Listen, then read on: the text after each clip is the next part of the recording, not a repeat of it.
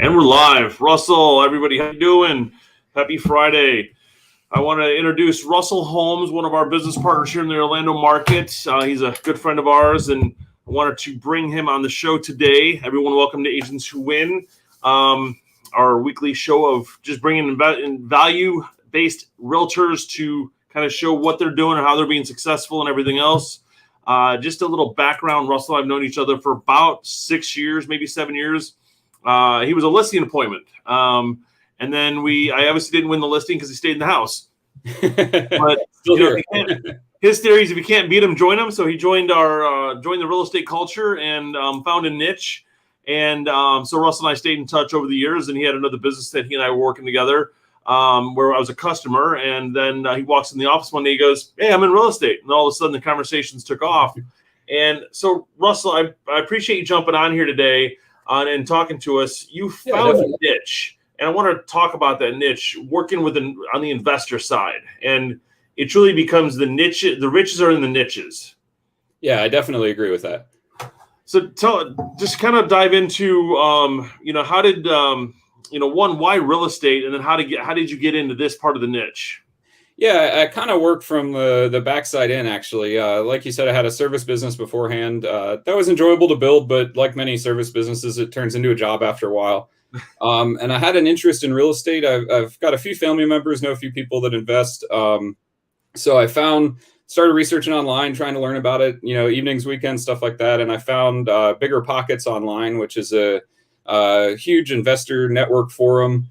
There's you don't have to pay to be on it. And there's all kinds of very savvy investors that have been investing for decades that are there sharing knowledge. And so I kind of drank from a fire hose for a while. And at first I thought that I would take money from our service business and slowly get into investing. And the more I learned about it, the more I realized I had a real passion for real estate investing, even if it wasn't my own capital. I just liked the hunt for deals, the transactions, due diligence, just wanted to get involved. So I got licensed in 2018. And at the time I got licensed, I told myself I'd give myself 2 years of doing it part-time and doing the business full-time. I think about 6 months later, I was already about 50-50. And by summer of 19, we had closed up shop after really tapering down to almost nothing. I always felt like my hours in the other business were wasting opportunities that I could do in this business. And so it kind of grew organically through some activity on Bigger Pockets, of course, before I was licensed. So then I was reaching out to different local investors, learning from them. And then as soon as I started mentioning that I was getting licensed, then some of the ones I had been talking with reached out. They wanted me to help them find deals. One of my first customers that was actually my first business partner in an investment deal was my very first client that he was begging to see listings before I even was onboarded to the MLS. And, we were looking at Realtor and Zillow, and I was saying, give me a couple days, I'll have MLS access. And so it kind of grew from there through referrals. And that's the type of forum that you can't self-promote. So unlike a lot of realtor-based marketing, you can't jump on there and say, "Hey, I'm a realtor. I work in this market. I do." You basically have to give true value, ask questions, answer questions, interact, and it'll come up. And then I have people that reach out to me and say, "Oh, I read this post, XYZ, and it's something that I posted, in 17 before I even had my license." And they found it, and then they started reading other stuff I've posted, and then they reach out. So I do have some local investors, obviously sphere of influence, people that I knew from the old business, listings with them or buying, on the buyer side. But there's a lot of investors from high cost of living markets that are in, say, San Francisco, New York, New Jersey, Denver. And a lot of times they've got some investments there, but the prices there have skyrocketed. And they start looking into Orlando, looking into Central Florida. And one thing leads to another. They end up reading some of my content, reaching out to me from there.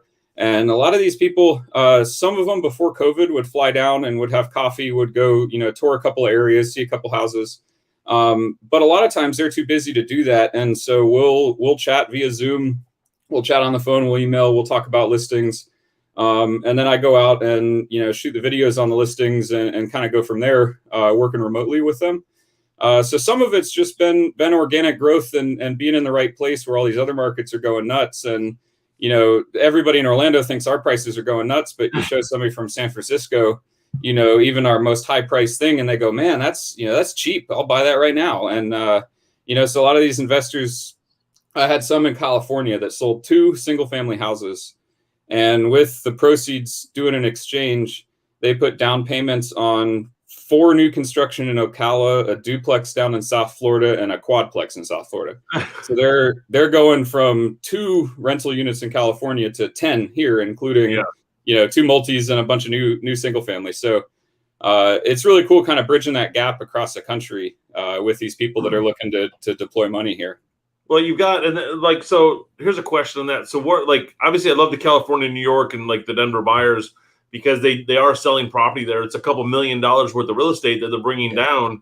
And then all of a sudden, they're getting to, buy 6, 8, 10 properties. So you got 2 commissions out there, but you got, 8 or 10 commissions here. But so what are these investors, are they finding you all in bigger pockets, and then probably some of it's referral based? But are they, what is their background? Are they full-time investors, or are they doctors? Most of them aren't.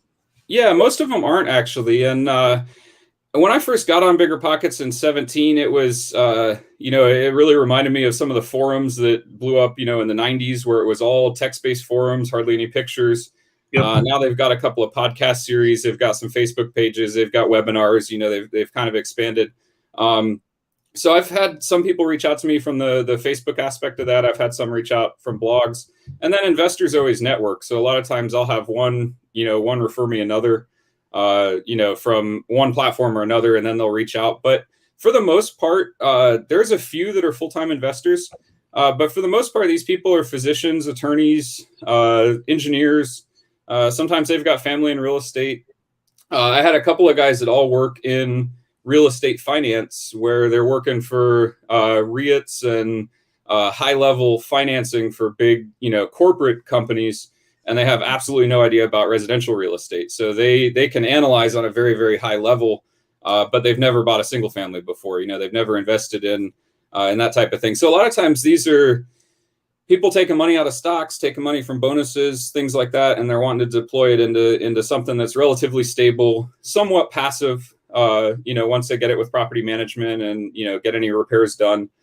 So typically they're part-time investors that are just looking to use their W-2 earnings or, other investments. Yeah. Yeah.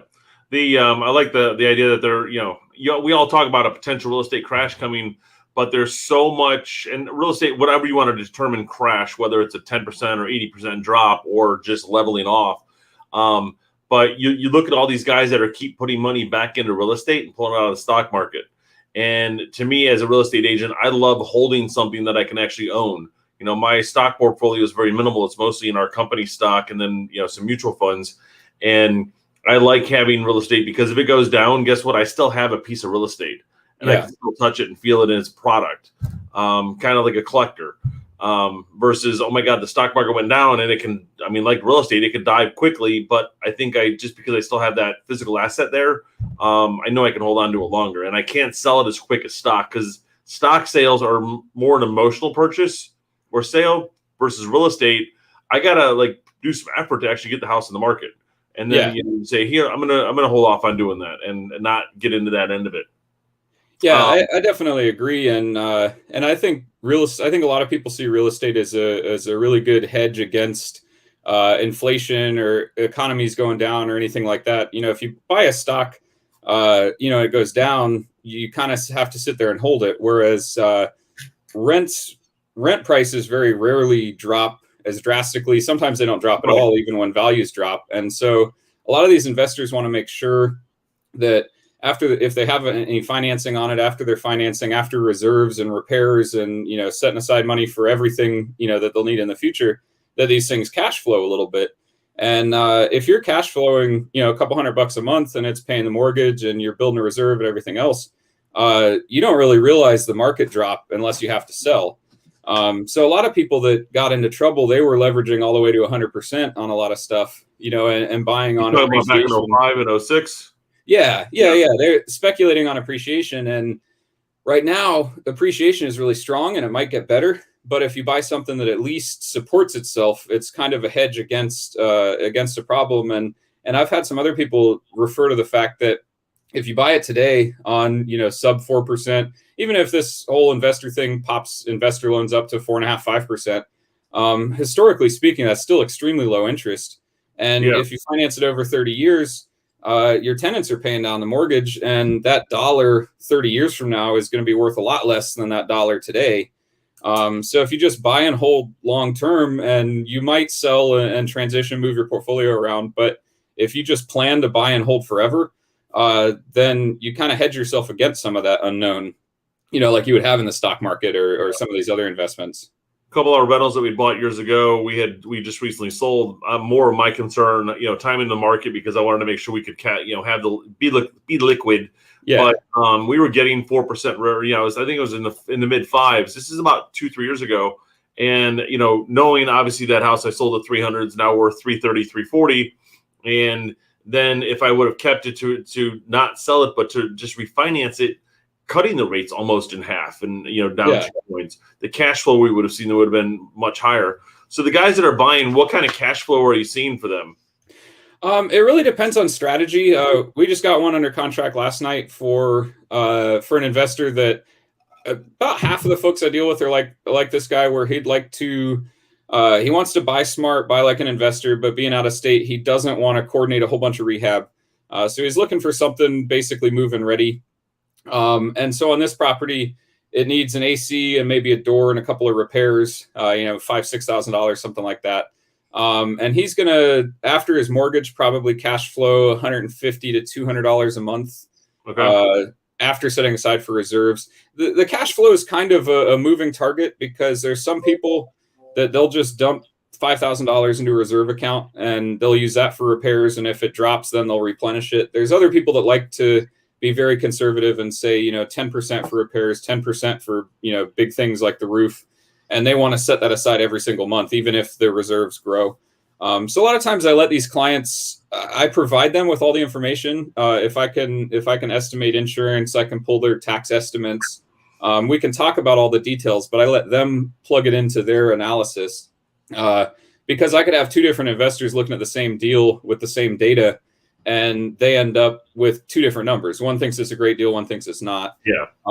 But then the other investors that are looking for bigger cash flow, they're typically open to something with more extensive rehab.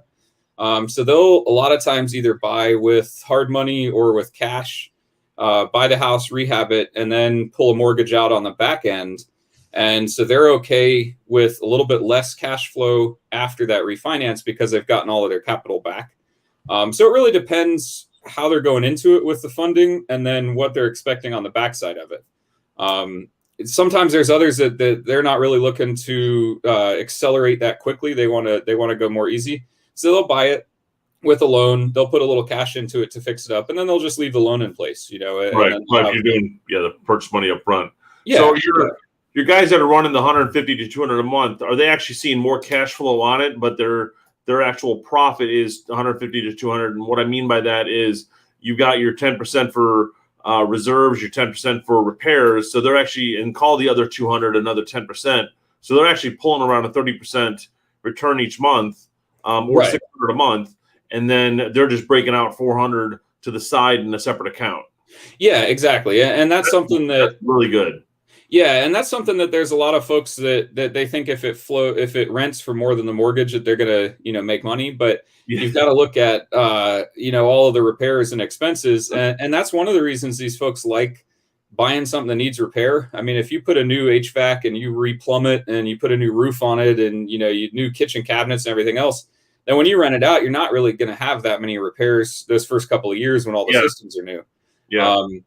And we've dealt with a lot where we kind of sarcastically refer to them as slumlords, where the pipe breaks, so you duct tape it, or I've been in places they pull all the gas appliances out and they put electric in, and there's nowhere near enough service to run it. And you talk to the tenants, and they're like, "Yeah, you turn the stove on and the heater trips," and it's like, "Yeah, it would burn down if you didn't do that." I laugh at a house around the corner from us, and I thought it was the people who lived there owned it, because they've been there for 6 years. Yeah.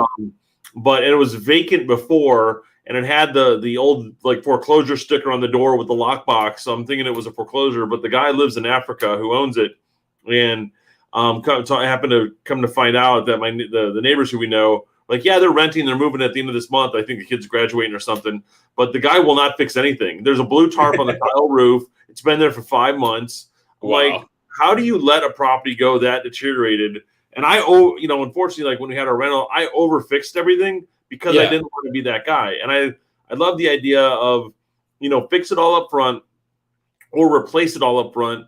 And you're not going to have to deal with the, hey, my hot water heater's not working, or hey, this is not working, the AC is not working. Then I got to worry about calling the AC, the plumber or whatever. Back in my early days of real estate, my early 20s, when I was buying a lot of properties, I learned how to fix a lot of things because I got tired of paying a plumber $100 to go fix the toilet. The stopper was broken or whatever. I'm like, I've learned to rebuild a house from the ground up based on not wanting to pay somebody $100 for this or $200 for that. So that kind of dives into another question. How did you, knowing, coming out of the service business before, not real estate related, how did you learn to go into the houses to estimate the repairs and, know a roof is, $10,000, AC is $5,000, things along that line? Yeah, it was a lot of trial and error early on. I have some experience with it. My dad was a cabinet maker and, and was kind of an overall handyman, fix-it kind of person around the house. But starting off early on, we would look at the house and then get a contractor out. And, even when I started, that was hard. Now it would be even harder. Sometimes you got to offer to pay them $100 to come out and bid it. Yeah. Even if you don't know that you're going to buy it. And so I had a couple where I paid the guy out of pocket because I had somebody out of state, and so I'm not going to ask them to pay $100 to tell us it's a bad deal. Right.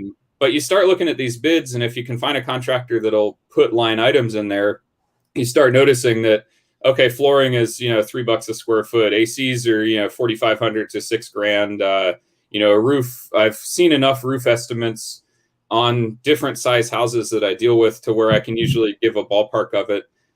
So it's kind of trial and error, seeing how the bids come in over time. And then after I've been involved in some rehabs, I can take a little bit of a looser approach of saying, okay, this job looks about like that other job we did.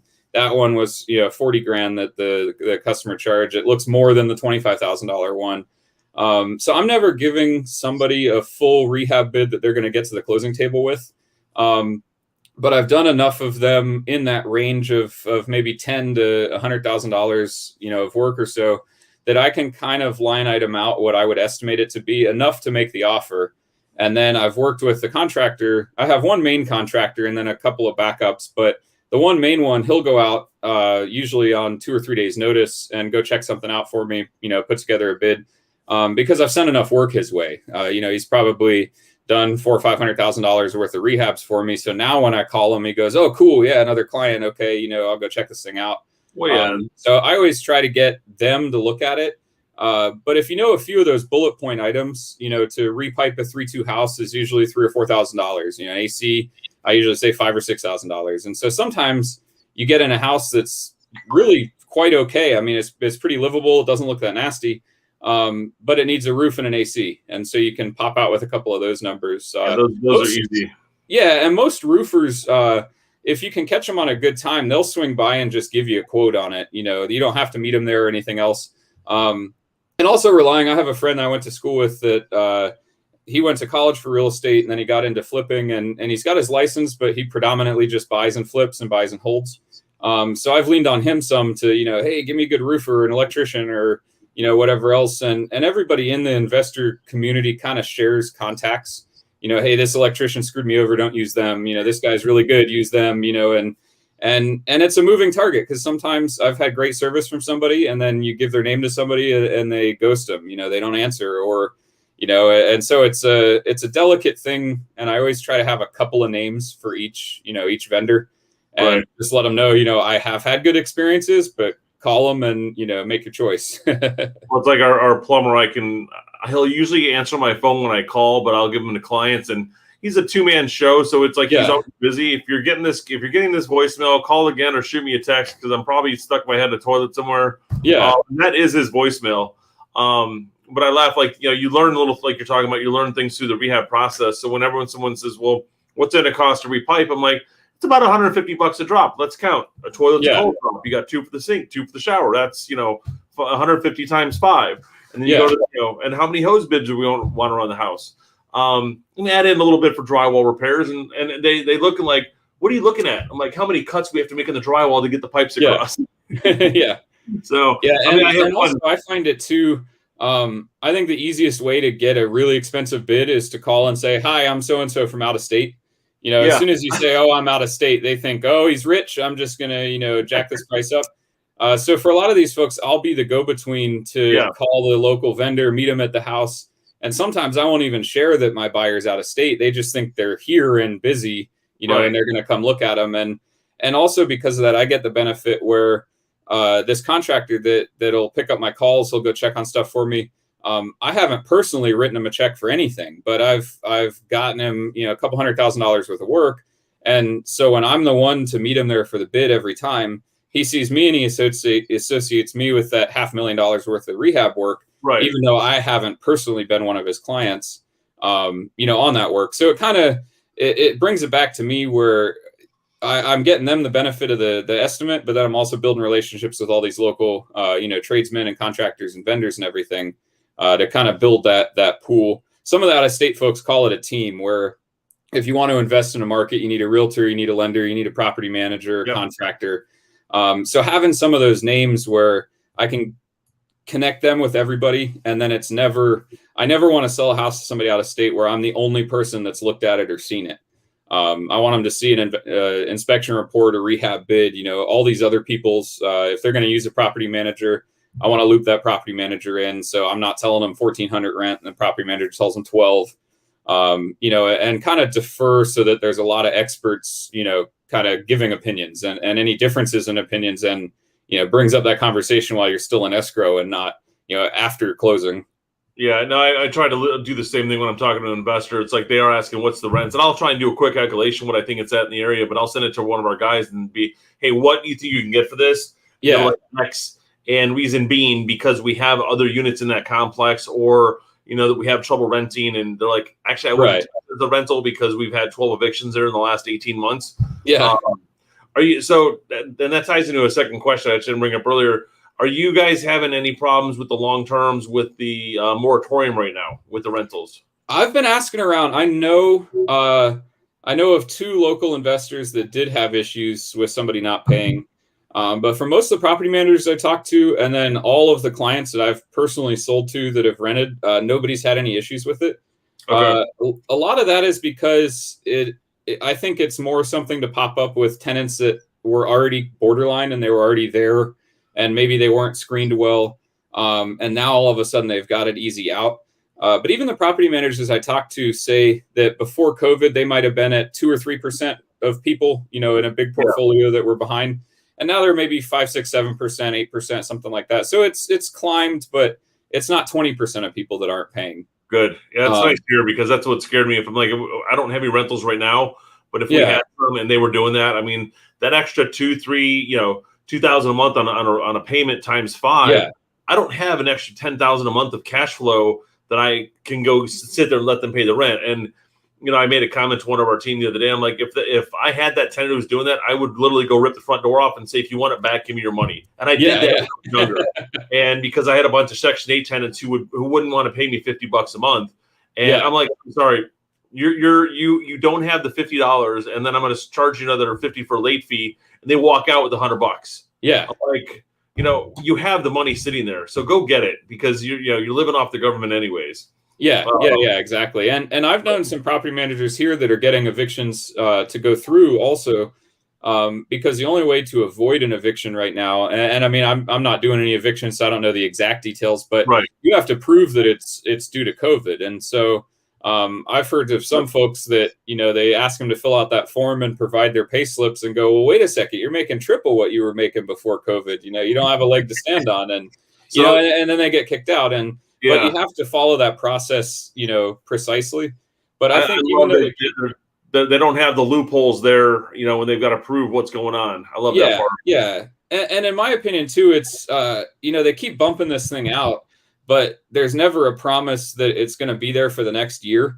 And so I think if you've got something vacant and you're screening tenants and you're looking at their credit and their job history, and they're going to come to you with, some people charge a deposit in first month. Some people just a deposit. But, even if rent's $1,000 a month, you're coming to them with $2,000, hoping that you're still going to be able to screw them over, in a month.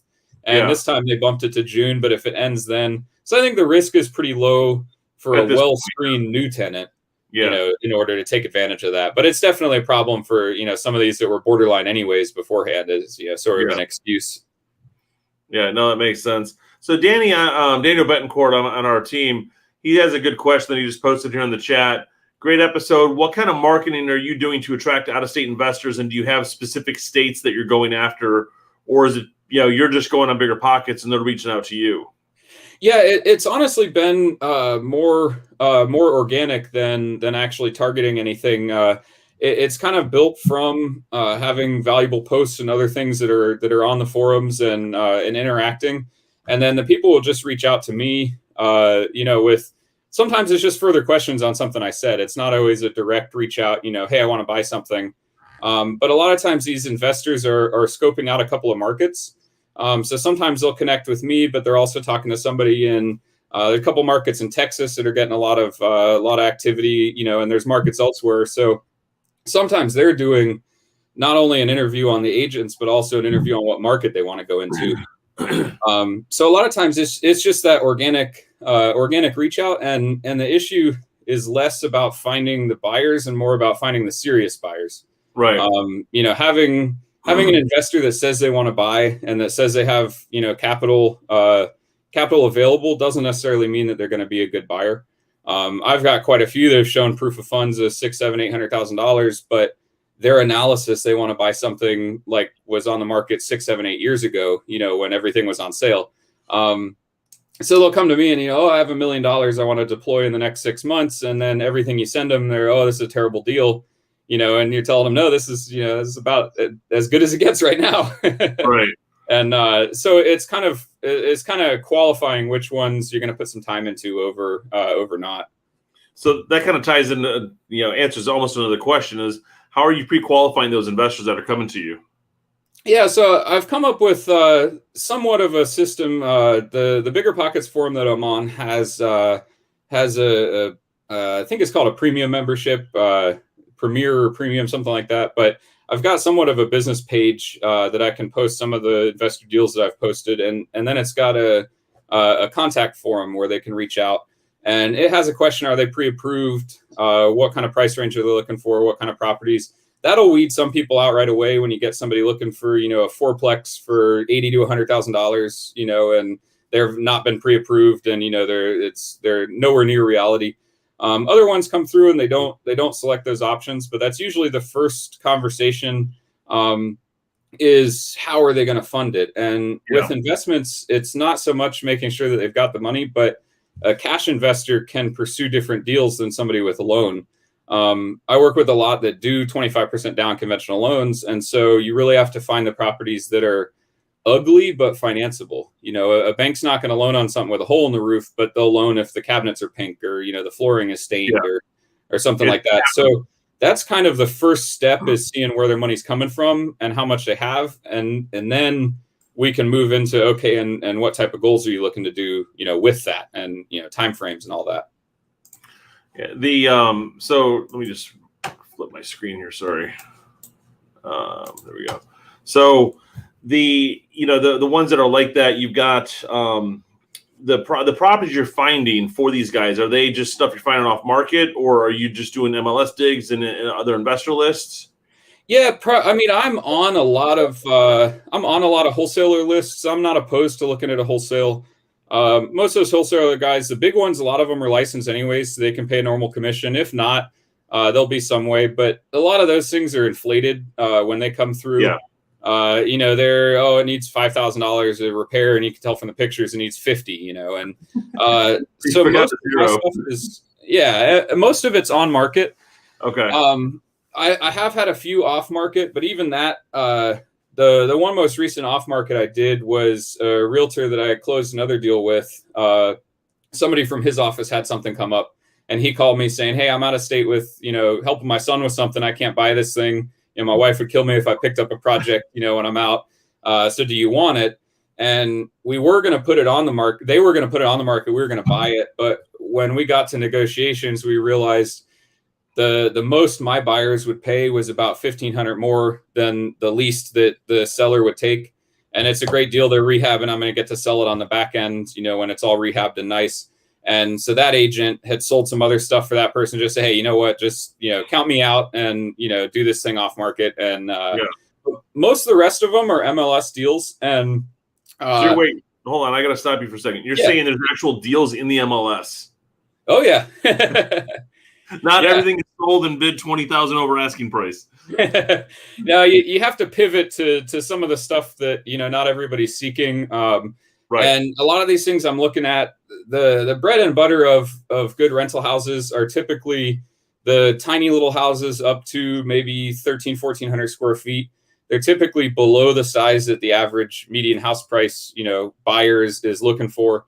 And some of them have been deals at list price. Sometimes they've been deals quite a bit below list price. There's been a few recently that listed. We gave them, somewhat of a low offer. They rejected it. They went under contract with an FHA buyer. One in particular had polybutylene pipes and an old AC. And so that killed 2 FHA deals together. And then when it hit the market the second time, we got it for $25,000 under list. And so he bought that one for $125. I think his rehab is going to be maybe $40, and we could probably turn around and sell it for $240. Right. And there's another one where there's minor termite damage in an attic, which was literally one piece of 2x4 that was chewed a little bit, and you could fix it in 10 minutes, but it killed a couple of deals on that one. And we got that one for $97 on a $115 list. But there's been other ones that this one we just got last night, we actually bid over list price by a little bit. Just to get it locked up because it was listed well. I think it depends on the list agent. Sometimes, they're realistic and sometimes they overshoot it. Right. So a lot of times it's based on market conditions, and some of these things are really a hunt. I closed a sixplex up in Eustis that looked like a 1960s. Yeah.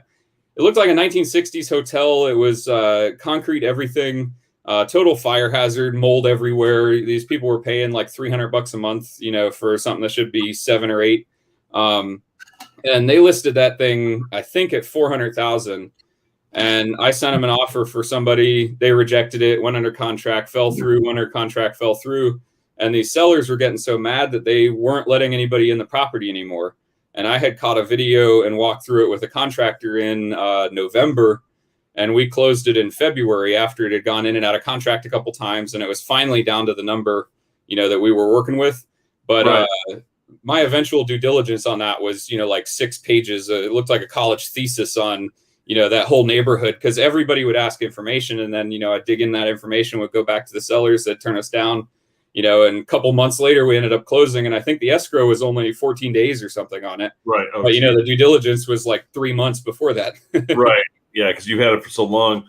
So those deals that you're doing, like a lot of the rehabs and stuff on, are you partnering with these guys, or are you just not playing, but acting as the agent, as the, to get the deal done? And then are you charging them anything for like managing all the rehab and stuff? Because that's where a lot of time can get eaten up, is, handling the contractors. Yeah, definitely. So it really depends. For the most part, no. Most of these I'm just acting as the realtor.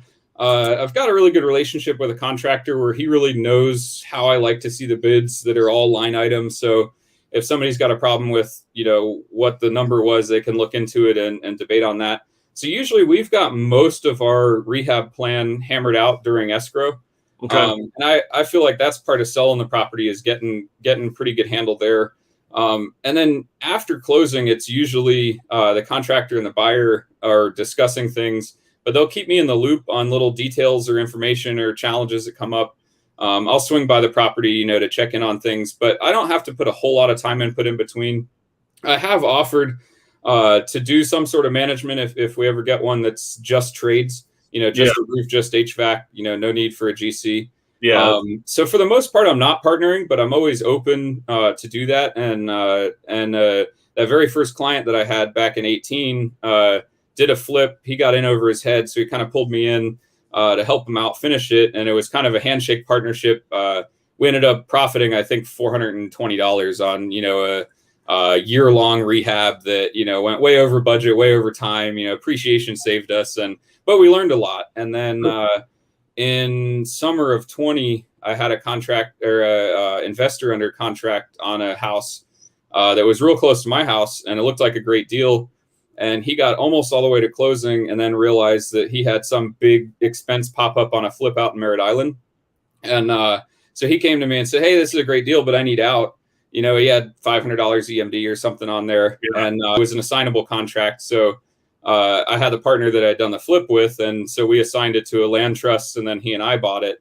And we partnered on that in the sense that it was about 6 minutes from my house, and so my wife and I put in a couple hundred hours of rehab labor, brought the kids over, help them clean up the yard, and we're laying floors and painting and all that kind of stuff.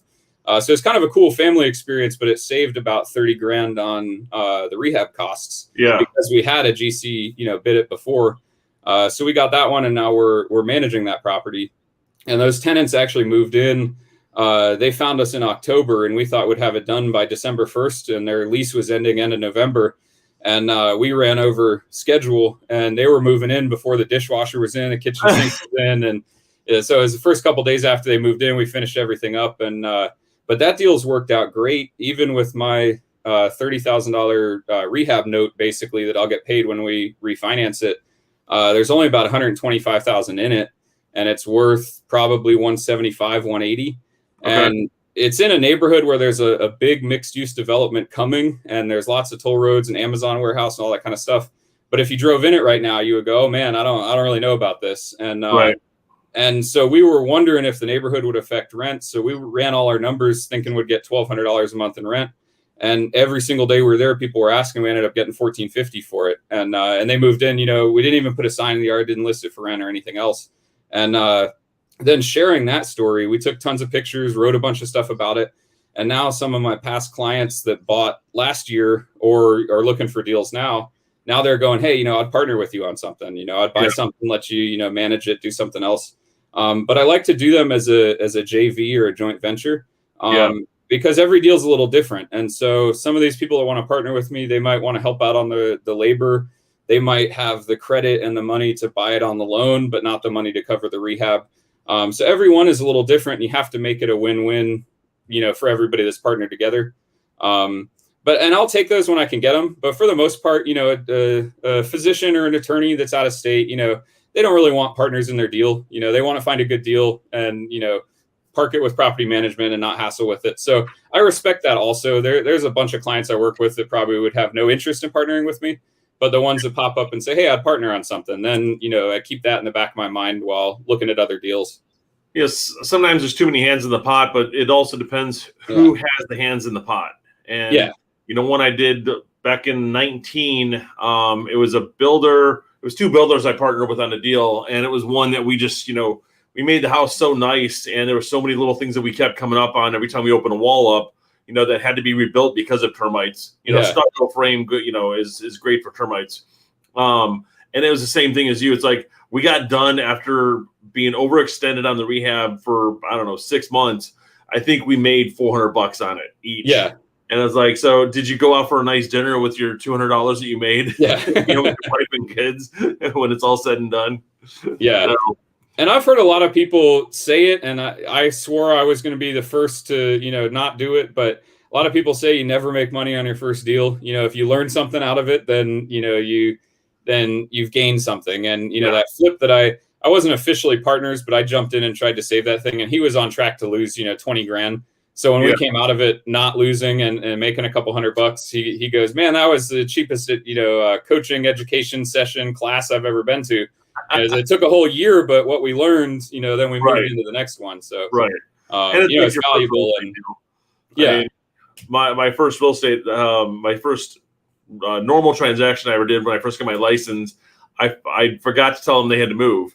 And they're like, "What do you mean we got to be out? I don't move into my new place for a week. What am I supposed to do?" I'm like, "You got a boyfriend or something? Go move over there. Send the kids to the dad's house, whatever." And I'm loading the truck with them at 10 o'clock because of my mistake, not knowing the process, that was there. And then, we're loading the truck in the new house the next day. Like a week later, I still hadn't closed. The guy let us put the stuff in a bedroom. And I had the truck parked at my condo. And so we're doing everything we can to make it a good deal. And this is 20 years later. I'm still getting referrals from her, thank God. That's great. But stepping up like that, I was able to get 3 more transactions from 2 of her friends because they needed to buy and sell, and they saw what I did for that client. Now, I wouldn't do that today. I mean, I'm like, yeah, we'll get the kids over there and start moving you. And if it came to it, I would probably still step up. But different resources are available to us today than they were 20 years ago. But a lot of times, I mean, that kind of stuff really does help out. And it's this one seller I've got right now. My very first listing, I think it was summer of 18. The guy had reached out from Bigger Pockets, and great guy, great investor. But he calls me and goes, "Hey, I'm about 6 weeks from finishing this flip. Close to your house. I see you live near there, so let's go walk it." And it was all the electrical and plumbing and stuff was in there, but it wasn't drywalled yet. And he goes, "Yeah, 6 weeks out, 6 weeks out." So we signed the listing agreement, withheld it from the MLS. One thing led to another. The thing took 18 months to get done from that point. And so about a year later, expired by that point. Yeah. We extended the listing 6 months at a time, several times. And, it's, "Hey man, it's time to extend the listing again. We're not ready yet." And then by the end of it, he had drywall, everything else up there. And he was the type that, he would say, "Okay, I'll come up there and do this." And then, this or that comes up. And so it takes a little bit of time. And so we finally listed it and then sold it only about 95% done. And it's frustrating because the buyers had all these plans to make it beautiful, and it's just full of junk and overgrown. And, it never got the final 100% finish. But as soon as I put my pending rider on the sign, I get a call from this old retired contractor up the street. And he goes, "Well, boy, you finally sold that place." And he saw me over there. My wife and I went over and cleaned up a bunch of junk somebody threw in the yard one time, and went over there with a weed eater and try to, just keep it presentable. And so he had been watching me from up the street for, 2 years on this thing. Oh, geez. And it was like $192,000 house. It wasn't a big thing. I think I had discounted my listing commission, and it was my very first listing. And by the time it sold, I had sold a whole bunch of stuff that closed, before that. And this guy up the street calls, and he happens to own 4 other rental houses in the neighborhood, and plus his house. And he's older and he's retired. So we've already sold one. We've got the other listed. But by the time I sold that first one, I was like, I'm never going to, deal with this again. And then I'm back in the neighborhood, for 4 other houses. And it's only because I kept going with this guy that I thought would never finish his rehab. Well, that's the thing is you're going above and beyond what most agents won't do. And whether you're hiring the lawn service or over there cutting the grass or whatever, they see and respect that. And some people think you're not a full-time agent or other stuff because you're doing that work, but no, I'm full-time, but I want to keep this thing maintained. And so they see that working. And when they look at you like, "Are you the landscaper?" Because I'm looking at hiring a crew. I'm like, "No, I'm the realtor." Yeah. Oh, okay. So, this thing is looking pretty shaggy and, pretty bad, over here. So I got to fix it up. Well, Russell, we're pushing our time. I appreciate you jumping on today and just kind of talking about how to connect with the out-of-state markets and get into the investor market, especially in today's market. Is there deals in the MLS? Yes, there is. And it's just a matter of you've got to watch them like your Eustis quadruplex or 6-unit. You saw that go on and off and on and off. And if you see a good deal, just don't be mad you didn't get it. Just follow it. If it closes, go to the next one, but follow it because you can always keep sending your offer back in and, to find those deals. And I always tell people to be okay with a maximum where, there's a lot of times we chase something up and it just goes beyond what anybody I knew is going to pay. And everybody's got different criteria. I mean, that person might be buying from out of the country with cash and they just want to park it. You can't run it to the moon, and just because you like the property, you really have to set limits. Well, and it's as buying any real estate, you become emotional with it, especially your primary, and you have to look at everything as a business transaction. And you might lose it by $500, but be okay with that because there's another deal that's going to come up. And I've gotten emotional on my investments, and I've gotten emotional on my primary residences, and it's like, God, I just lost it because of that. Or, and like we may sell our house this year and I'm going to be that guy. It's like, fine. If you were willing to pay the high price I want, cool, I'll sell it. But I don't want to I got to keep the emotions out of it. We have to tell our clients the same thing. This is a business transaction. This is not an emotional transaction. Yeah. And so there are things that are going to come up during the process. Don't pick that buyer because they've got the wife and 2 kids and the dog and you want to see them raise their family there. you got to keep going forward. You got to find the one who's going to have the best terms to close the deal. And you have to be okay to walk away from the bad ones too. And, you know, and I've had several where they were really exciting. They looked like amazing deals, and you dive into inspection and rehab and zoning and, you know, whatever the case is on that one. And it turns out to be a bad deal. And it's always frustrating to exit, especially if they got $500 or $600 tied up in, you know, inspections and different stuff. And, you know, and then they back out, and every single time, if there's a few that kills it, they're done. You know, they back out of one, they're done. They don't want to buy anymore. But 99% of the time, the next one they find is better. You know, and they go, oh, I see what you're saying. Yeah, there's more out there, you know, and there always will be. So there's plenty out there. You just got to have them on a list to keep them available and keep in touch with those guys, because there's 100 other investor realtors talking to them. So you want to make sure you're the go-to.